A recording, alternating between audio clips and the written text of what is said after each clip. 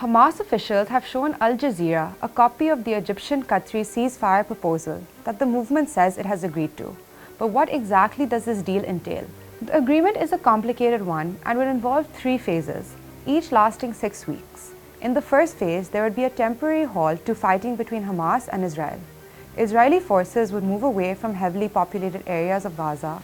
Hamas will release 33 captives, including women, the sick and non-soldiers under 19. Israel, in return, would release Palestinian detainees.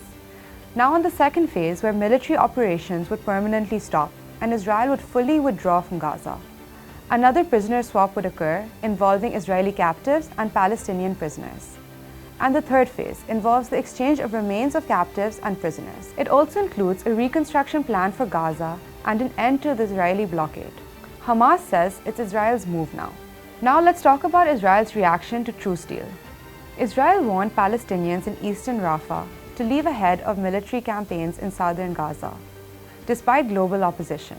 At the same time, National Security Minister Itamar Ben-Gvir from the far right went straight to social media to say no to the deal and called for invading Rafah.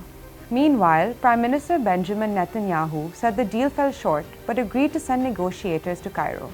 Israel's war cabinet decided to maintain military pressure on Hamas in Rafah, leading to intense air attacks in southern Gaza on Monday night. And lastly, let's see how Palestinians and Israelis have responded to the deal. Palestinians in Gaza celebrated, hopeful for an end to the devastating war.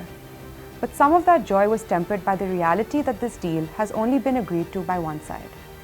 In Israel, family members of captives held in Gaza protested in Tel Aviv, calling for the government to accept a deal. Hundreds of protesters rallied across the country, urging the Netanyahu government to accept the ceasefire deal. As both sides weigh their options, the fate of thousands hangs in the balance. Will this proposal be lasting peace, or is it merely a fleeting hope in a conflict-ridden region?